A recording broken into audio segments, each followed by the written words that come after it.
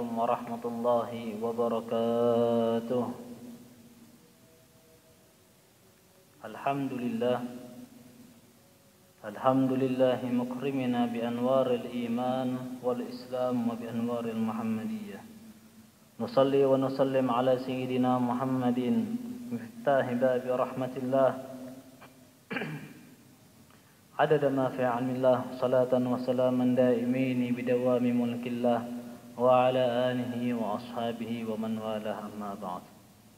Alhamdulillah, syukur kita kepada Allah Subhanahu wa taala yang mana Allah masih memberikan kita taufik, masih memberikan kita hidayah, hadir kita di sini, duduk kita di sini. Mudah-mudahan ini menjadi sebab Allah Subhanahu wa taala ampuni dosa-dosa kita, kabulkan hajat-hajat kita, dimudahkan urusan-urusan kita, dan mudah-mudahan berkat kita membaca dan mendengar sirah perjalanan hidup Rasulullah sallallahu alaihi wasallam dan apa yang beliau bawa dan apa yang beliau miliki itu menjadi sebab Allah Subhanahu wa taala tambahkan di dalam hati kita kecintaan untuk mencintai beliau, kecintaan untuk mencintai sahabat beliau, kecintaan untuk mengikuti dan mencintai ahlu baitnya Rasulullah sallallahu alaihi wasallam, dan mudah-mudahan kita termasuk orang-orang yang dikumpulkan bersama mereka di hari kiamat kelak. Amin Allahumma amin.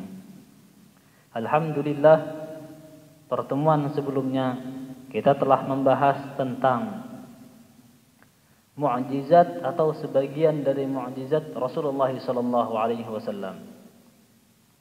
Yang mana mukjizat ini pasti dimiliki oleh setiap para nabi. Jikalau bagi para nabi dan para rasul itu namanya mukjizat, maka bagi para walinya Allah Subhanahu wa taala itu namanya adalah karamah. Bedanya yang pertama dari segi nama, dan yang kedua mukjizat nabi itu lebih besar daripada karamahnya para aulia.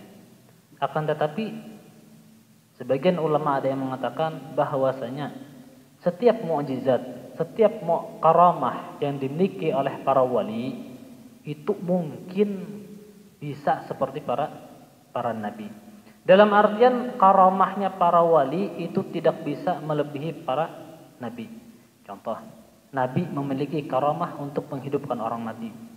Nabi memiliki mukjizat untuk menghidupkan orang mati. Maka begitu pula Allah Subhanahu wa taala bisa memberikan wali tersebut untuk sebagaimana para nabi. Nah, jadi itu adalah mukjizat dan karamah. Dan alhamdulillah kita telah membahas sedikit tentang bagaimana mukjizatnya Rasulullah sallallahu alaihi wasallam, dan bahkan dikatakan di sini sebagaimana dikatakan oleh Al-Habib Alwi bin Muhammad bin Alwi bin Abbas Al-Maliki di dalam kitabnya Tarikhul Hawadits, bahwasanya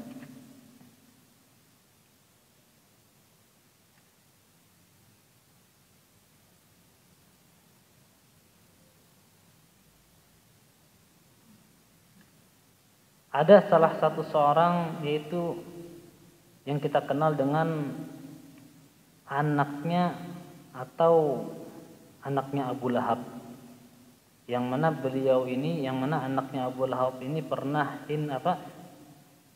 yang mana waqala li Thabit bin Qais ta'ishu yang mana beliau dikabarkan bahwasanya bakal meninggal di dalam keadaan dibunuh atau sobek-sobek badannya oleh serigala. Dan itu pernah terjadi juga. Dan juga di sini dikatakan waqala Thabit bin Qais ta'ishu hamidan wa tuqtalu syahidan faqutila yaumil qiyamah. Dan juga salah satu mukjizatnya Rasulullah sallallahu alaihi wasallam, pernah Rasulullah mengatakan kepada Thabit bin Qais. Kata Rasulullah, ta'ishu hamidan, hai Thabit, engkau nanti hidup di dunia ini nyaman. Watuk talu, dan engkau nanti meninggal syahid, di dalam keadaan syahid. Ini yang cari. Di dunia nyaman, di akhirat nyaman ya Allah. Amun kau itu jangan pangjar. Di dunia sakit, di akhirat nyaman, bagus juga. Cuman hendaknya tuh nyaman dua-duanya.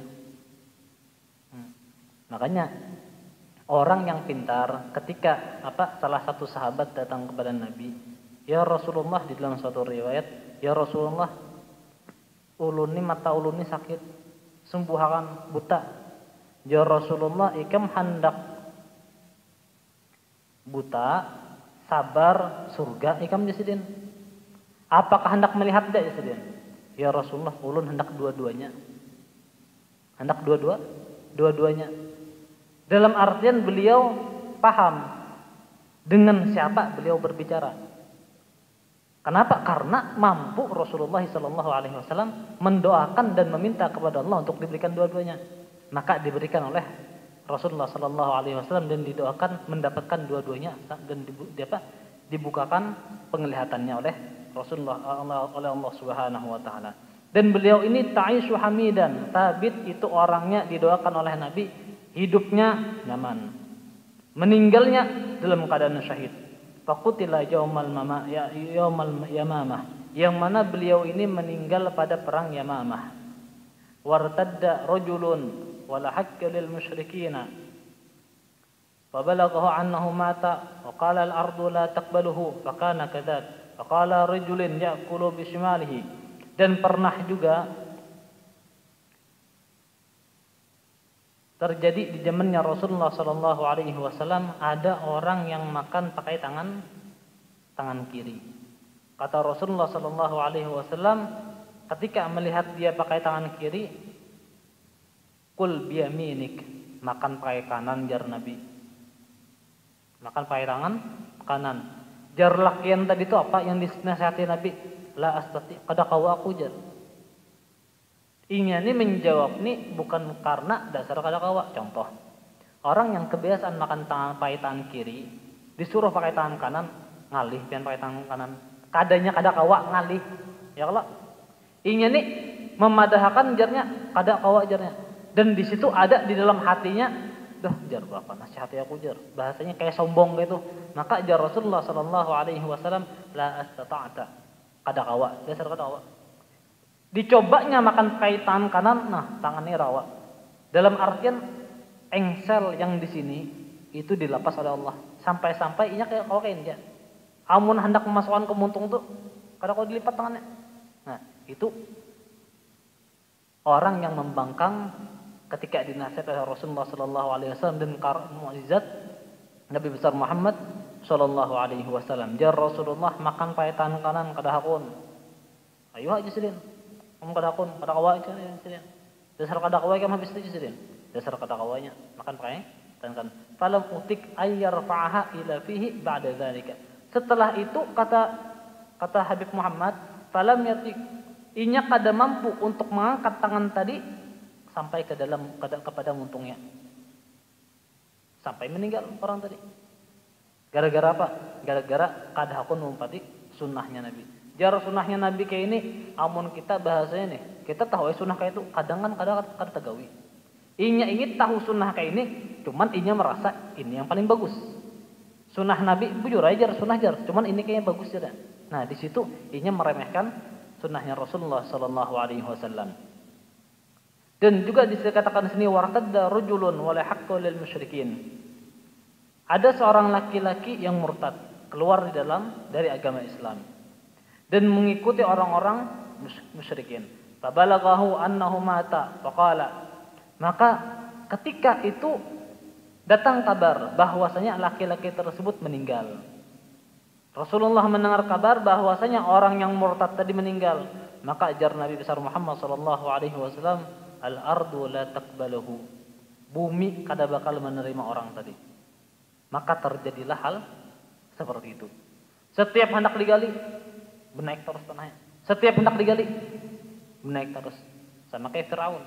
Fir'aun itu kada terima bumi. Kadanya kada dikubur, dikebumikan bahasanya. Kenapa di museum jar kada dikubur?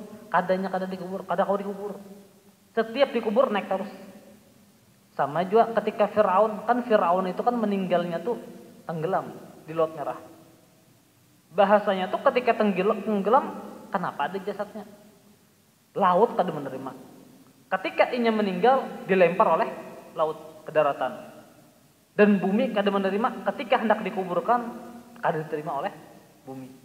Makanya sampai ini, itu bahasanya tuh kada kajib. Amun bebuhan keilmuan wajib benar bangjar lah.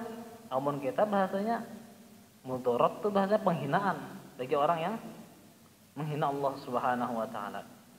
Dan pernah juga wadakhala sallallahu alaihi wasallam Makkah amal fatah wal asnamu hawla ka'bati mu'allaqatan wa biyadihi qadibun faja'ala yushiru ilaiha yaqulu ja'al haqqu wa zahaqal batil wa hiya tatasaqat. Rasulullah waktu tahun ke-8 Fathul Makkah, atau tepatnya sekitar bulan Ramadan. Di tengah-tengah bulan Ramadan Rasulullah sallallahu alaihi wasallam menaklukkan kota Makkah. Ketika masuk kota Makkah, berhala-berhala itu ada di samping-samping Ka'bah. Ketika ada berhala di samping Ka'bah, sebagaimana kita tahu Rasulullah itu biasanya pakai tongkat. Jadi Rasulullah menunjukkan tongkat tersebut kepada berhala tersebut, dan Rasulullah mengatakan ja'al haq, telah datang kebenaran, wa zahaqal batil, dan telah hancur kebatilan, kemungkaran. Maka patung-patung yang ada di sekitar Ka'bah tadi tiba-tiba jatuh, gugur. Padahal Rasulullah kalau menunjuknya sambil mengatakan ja'al haqq wa zahaqal batil, telah datang kebenaran dan telah hancur kebatilan, berhala-berhala tersebut. Wa ta'ama sallallahu alaihi wasallam min as-sya'irin bil khandaq fata'ishu wa ta'am aktsara mimma kana. Dan ini rancak kita dengar. Ketika perang Khandaq, atau bahasanya perang Khandaq. Perang Khandaq ini adalah bahasanya perang parit. Kenapa? Karena setiap biasanya peperangan yang dialami Rasulullah itu tergantung dengan kadang berhubungan dengan nama tempat. Kayak Badar, kayak Uhud, perang Uhud di Uhud. Perang Khandaq itu perang di dalam kota Madinah. Yang mana Madinah waktu itu pintu masuknya dikelilingi oleh gunung, cuma ada satu pintu masuk. Kada mungkin apabila orang ingin menyerang dari atas sebelahnya, kada mungkin. Karena susah. Karena kan amun menyerang pasti nyamannya tuh bergerombong, amun satu-satu pecah mati. Nah, ketika itu maka Rasulullah sallallahu alaihi wasallam di dalam perang Khandaq tersebut sebelum peperangan dikumpulkan oleh para sahabat. Bagaimana ini kita menghadapi kaum kafir Quraisy? Jikalau kita cuma diam aja dikepung oleh buannya masuk ke kota kita. Maka di situ ada Salman Al-Farisi. Beliau mengatakan, "Ya Rasulullah, kami biasanya di negeri Persia itu apabila di dalam keadaan genting kayak ini ada orang yang ingin menyerang ke kota kami, maka kami olah parit." Tujuannya apa? Supaya orang-orang kada kau menyeberangi tersebut. Jikalau menyeberangi kau juga paling 1, 2 orang, 3 orang, satu-satu, kada kau bergerombol. Sedangkan yang menghadang ribuan orangnya pasti mati. Nah, maka di situ Rasulullah sallallahu alaihi wasallam pada sebelum perang Khandaq, maka ada salah satu sahabat mendekati Nabi, "Ya Rasulullah, ulun bisi makanan jarnya di rumah." Perang Khandaq tuh orang yang menabuk parit tuh kadanya 10, 20 sampai 1000 yang nabuk, ratusan yang nabuk. Makanya cepat tuntung bahasanya. Karena paritnya tuh ada yang mengatakan mungkin sekitar 5 meter lebarnya. Panjangnya sepanjangan. Supaya orang ada kau lewat. Dan ada pun kuda yang bisa melewati, satu kuda aja yang bisa meloncat. Itu pun kuda yang paling handal. Nah, ketika itu ada salah seorang sahabatnya, Nabi besar Muhammad sallallahu alaihi wasallam, "Ya Rasulullah, di rumah ulun ada makanan. Cuman makanan ulun ini sedikit ya. Paling kawa gasan berdua bertiga. Ulun undang pian ke rumah ulun, pian bawai berdua dari sahabat pian. Karena ada gandum bahasanya gasan dimakan, uyuh bahasanya kan." Kemudian kata Rasulullah sallallahu alaihi wasallam, "Oi Jar, ini fulan bin fulan bawai kita makanan. Makanan beratan." Bugerombol datang makanan beratan. Jadi nang bini tadi itu yang malah makanan di rumah tuh pas melihat Rasulullah dengan para sahabat yang banyak terkejut. Masuk nang laki ke dalam rumah, banyaknya pian membawai. Nya kata di 1 sampai 2 orang 3 orang ya. Kayak apa kita memberi makan nih Jar? Jar sahabat yang lakian tadi apa? Merihilon bininya. Sudah ku badahi lawan Nabi. Cuma Nabi mau berataan, jar bininya apa? Amun jar Nabi dasar kayak itu, pasti ada sesuatu bahasa yang rahasia. Kemudian ketika udah sampai ke dalam rumah, masuk Rasulullah dalam rumah. Rumah yang ada makanan tadi. Masuk ke dalam rumah, jar Rasulullah, mana adonannya? Mana bahasanya tuh kayak prasmanannya lah bahasanya. Mana makanannya? Di dapur. Dah, aku yang masuk, buat kamu jangan sampai ada yang masuk. Aku yang membagi jar Nabi besar Muhammad sallallahu alaihi wasallam.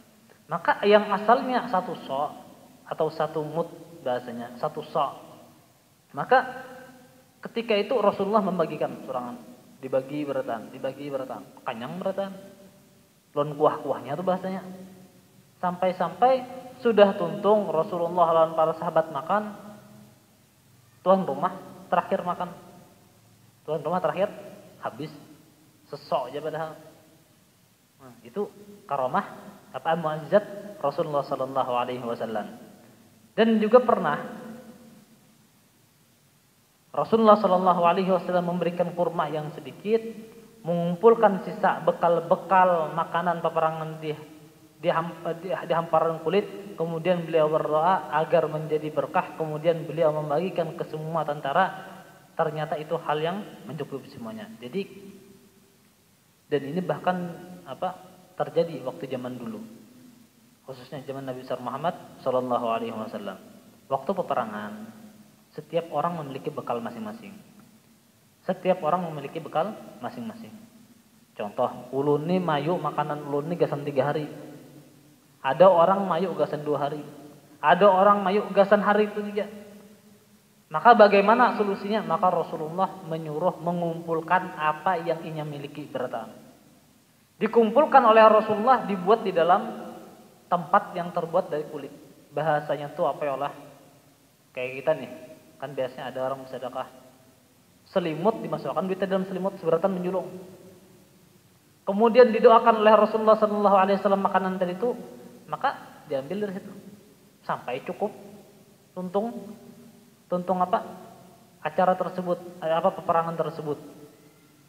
Dan juga dikatakan pada suatu hari Abu Hurairah, wata Abu Hurairah radhiyallahu anhu bitamarat faqad fahunna biyadihi wa qala ud'u li fihinna bi barakah faqala faqala Abu Hurairah radhiyallahu anhu fa akhbartu min dhalika al-tamar kadza wa kadza wasqa fi sabilillah.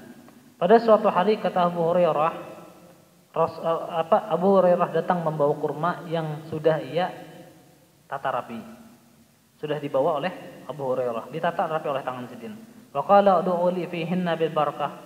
Doakan jar Abu Hurairah tadi, ya Rasulullah, doakan supaya babarakah. Dan Nabi pun mendoakannya. Kemudian Abu Hurairah bercerita, aku telah keluarkan kurma itu untuk bepergian. Jadi bahasanya tuh kita nih bisi kurma diandak di dalam tas. Ya Rasulullah, di dalamnya ada kurma. Doakan supaya barokah. Doakan. Didoakan Nabi. Setiap Abu Hurairah hendak pulang membawa tas tadi terus. Tas tadi dibawa terus, gasannya bakal makan. Kamana-mana kada habis-habis dari Abu Hurairah. Kamana aja kada habis. Itu Rasulullah Sallallahu Alaihi Wasallam mendoakan kepada apa yang dimiliki oleh Abu Hurairah radhiyallahu anhu. Dan memberikan makan orang-orang yang berperang. Dan juga kurma yang dimiliki Abu Hurairah itu kada gasan sidinnya. Waktu peperangan dikeluarkan sidin, gasan orang-orang ikut perang pada waktu itu. Dan hal itu berlangsung sampai kepemimpinan Sayyidina Utsman. Jadi sampai wafatnya Rasulullah, kurma yang di dalam bejana tadi kada habis. Sampai zamannya Sayyidina Utsman bin Affan. Pernah juga ada cerita, ada walinya Allah, orang habis bensin. Orang ini habis bensin, jar wali tadi itu sini nah sidin. Dimasukkan sidin es cendol. Es cendol nih. Orang bermobil habis bensin nah jalan tatamu lawan sidin, lawan Habib nih. Jar sidin sini sidin. Sidin ini lagi bawa es cendol. Yang dipingkut sidin ini dimasukkan dalam mobil tadi. Imbah dimasukkan dalam mobil tadi jalan terus. Kada pernah habis bensinnya. Sampai orang tadi bingung. Kayak apalah es cendol ini jadi bensin dia. Bahasanya tuh ya penasaran bang, nak diteliti nih. Imbah dibuka, kadang lagi jalan. Sama juga jikalau jar para ulama, setiap Rasulullah itu apabila menyuruh bagikan, setiap dibagikan maka itu jangan dilihat, jangan dibuka. Bahasanya tuh kayak tas kita penuh kurma didoakan oleh Nabi. Kayak Abu Hurairah, sidin tuh kada dihembur sidin keluar datang, ambil terus, kada lihat sidin, bertambah terus. Itu namanya barokah. Dikit cuman kada habis-habis. Kemudian pula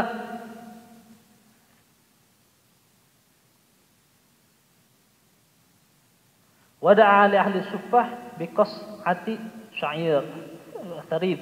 Wa qala Abu Hurairah anhu faj'altu atatawalu liyad'a wali hina qama al-qam wa laysa fil qas'ati illa yasiru fi nawahiha. Dan pernah juga suatu hari Abu Hurairah mengundang ahlu suffah. Ahlu suffah diundang oleh Abu Hurairah yang disuguhi semangkok bubur. Kemudian Abu Hurairah menceritakan, aku hidangkan dalam bentuk panjang-panjang dengan harapan Rasulullah mendoakan aku karena takut tidak mencukupi. Tatkala orang-orang sudah pulang, ternyata masih tersisa di tepi-tepi wadah. Kemudian Rasulullah SAW mengumpulkannya hingga menjadi sesuap saja. Dan beliau meletakkan di jemari beliau sambil berkata, makanlah dengan membaca bismillah. Demi zat yang menjiwaku berada di genggamannya, ternyata aku bisa memakannya terus sampai perutku kembali kenyang. Jadi diambil oleh Rasulullah SAW makanan yang sisa tadi itu disuapi oleh Rasulullah, diambil oleh Abu Hurairah sampai kenyang pada habisannya. Dan pernah juga diceritakan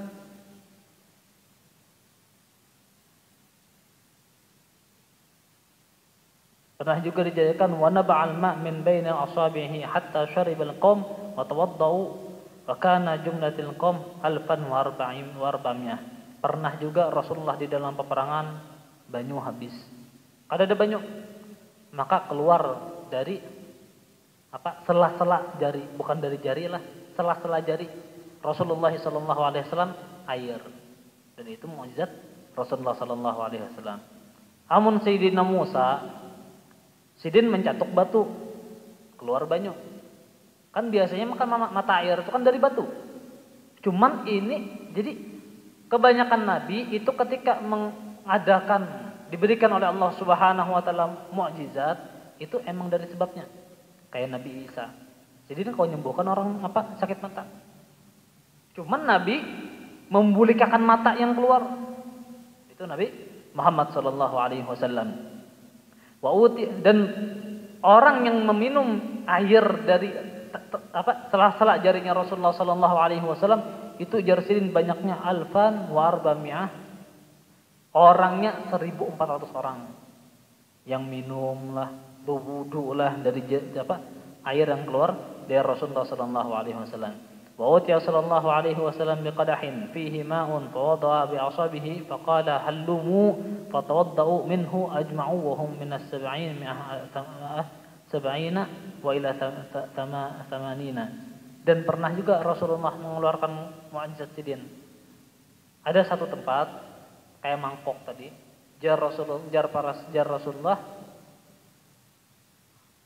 minumnya sidin. Wudu dari tempat ini, maka dimasukkan jarinya Rasulullah SAW ke dalam air tadi, maka air tadi limpas dengan air. Warada fi ghazwati Tabuk ala ma'in la yarwi wahidan. فالقام عطاشا فشكوا إليه فأخذ صلى الله عليه وسلم سهما من كنانة فغرسه. Dan pernah juga Rasulullah sallallahu alaihi wasallam di perang Tabuk banyu kedada. Maka Rasulullah mengambil satu anak panah. Maka anak panah tadi famaral ma wartawa alqaum wa kanu 30,000. Diambil anak panah tadi, imbah itu dicuakan, entah dicukan ke pasir atau ke dinding, ke tembok bahasa nih, batu-batu tembok tadi, maka keluarlah air dari situ. Dan itu mencukupi sekitar 30.000 orang. 30.000 orang ketika perang Tabuk. Wa syakka ilaihi al-qaum maluhatin fi ma'ihi faja'a fi nafarin min ashabihi hatta waqafa ala bi'rihim fatafala fiha. Pernah juga ada satu kaum datang pada Nabi, ya Rasulullah, sumur ulun ni masin jarnya.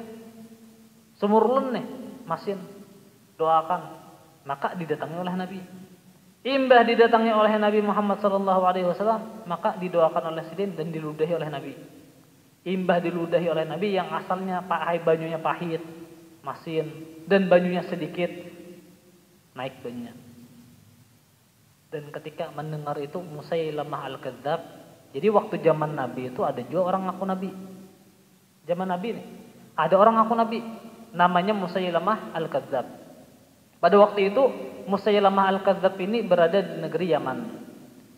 Mendengar bahwasanya kenabian Nabi Muhammad SAW di kota Mekah atau Madinah, maka Musailamah al-Kadzdzab ini mengirim surat lawan Nabi. Min Musailamah Rasulullah. Dari Musailamah, yaitu beliau ini adalah Rasulullah. Kita ini sama-sama Tuhan Allah jarnya. Dan pian Nabi, ulun Nabi jarnya. Nah, maka karena itu sama-sama Nabi, kita bagi kekuasaan kita ajarnya. Jadi Musailamah nih minta bagi kekuasaan. Nah, ketika Musailamah ini dia mengaku Nabi, banyak juga umatnya. Banyak umatnya mendengar Nabi Muhammad SAW beludah di dalam banyu yang asalnya banyu sumur tadi kering, maka umatnya Musailamah tadi, ya Musailamah, ya Rasulullah ajarnya. Daun yang palsu tadi nih. Itu Nabi yang dia Arab tuh, dia Mekah tadi meludah kayak ini jarnya. Kami ini kayak apa? Sumur kami ini juga jarnya. Maka didatangi oleh Musailamah, diludahinya juga. Karing bajunya, pahit pulang.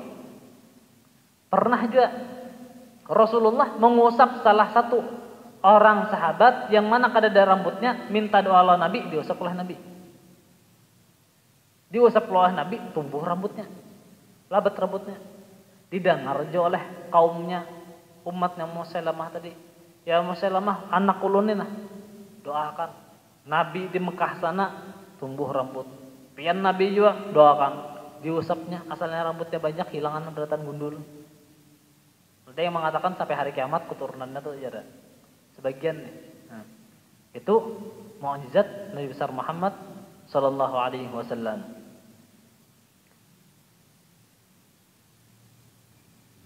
Wa tathul mar'atun bisabiyyin falaha aqra' famassaha ala ra'sihi.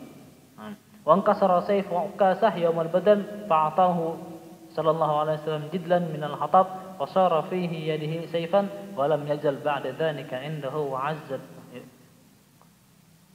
Pernah juga Ukasah di dalam waktu satu perang. Ukasah ini kadada lading, pedangnya hancur. Maka ketika Rasulullah melihat pedang Ukasah tadi hancur, maka diambil sidin ranting, dilempar oleh Ukasah, ditangkap oleh Ukasah berubah jadi pedang. Dan itu kada berubah lagi, tetap jadi pedang. Sampai wafatnya Rasulullah sallallahu alaihi wasallam pada perang Rasulullah sallallahu alaihi wasallam. Wa azat qudbah bil khandaq an ya'khudha al-ma'wal fa darabaha sallallahu alaihi wasallam fa sarat kasiban ahilan. Dan juga pernah pada perang Khandaq ada sebidang tanah yang keras dan sulit dicangkul. Kemudian dipukul oleh Nabi Muhammad SAW, maka jadilah tanah yang keras tadi, yang batu tadi langsung menjadi debu. Dan yang terakhir, wa masaha ala rijli rajulin wa qad anqasara, dan ada juga Rasulullah SAW mengusap salah satu kakinya seorang laki-laki yang mana waktu itu tuh kakinya ini patah. Fakanat ka'annaha lam yashkuha qattu.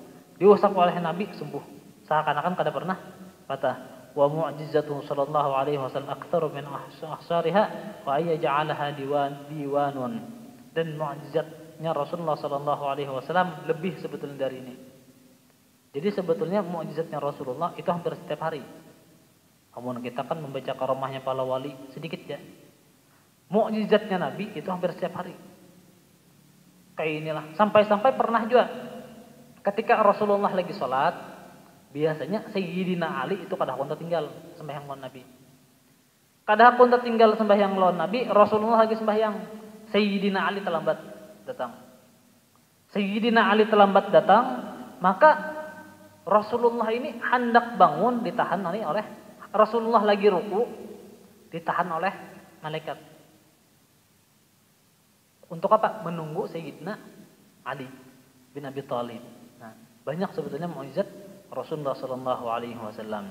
Mudah-mudahan dan apa yang kita pelajari ini dan apa-apa yang kita ketahui ini Allah Subhanahu wa taala memberikan kita hidayah, taufik kepada kita, inayahnya kepada kita, dan mudah-mudahan ini menjadi ilmu yang barakah, ilmu yang bermanfaat, pengetahuan yang bermanfaat, dan mudah-mudahan ini menjadi nanti saksi bagi kita nanti di akhir kelak. Amin Allahumma amin.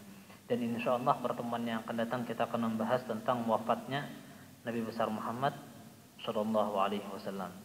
Bagaimana beliau wafat dan bagaimana perkataan ulama tentang wafatnya Nabi, dan bagaimana beliau bisa wafat, apakah beliau sakit, apakah beliau kena racun ataukah karena yang lain, insyaallah akan kita bahas dalam pertemuan yang akan datang. Amin Allahumma amin. Wa ala hadhihi niyyah wa kama salafuna salih al-Fatihah. Iyyaka na'budu wa iyyaka nasta'in shiratal mustaqim shiratal ladzina an'amta 'alaihim آمين آمين يا الله. بسم الله الرحمن الرحيم. الحمد لله رب العالمين والصلاة والسلام على سيدنا محمد وعلى آل سيدنا محمد. اللهم إنا نسألك سلامة في الدين وبركة في العمر وسعة في الجسد وسعة في الرزق وطابة قبل الموت والشهادة عند الموت مغفرة بعد الموت والعفو عند الحساب وأمانا من العذاب ونصيبا من الجنة ورزق النظر إلى وجه الكريم. اللهم يا كافي الملائكة من البلاء قبل النزول من السماء. اللهم يا كافي الملائكة من البلاء قبل النزول من السماء. اللهم يا كافي الملائكة من البلاء قبل النزول من السماء. يا الله يا الله يا الله يا الله. ربنا آتنا في الدنيا حسنة وفي الآخرة حسنة وقنا عذاب النار. وصلى الله على سيدنا محمد النبي الأمي وعلى آله وصحبه وسلم والحمد لله رب العالمين. تقبل الله منكم تقبل يا كريم.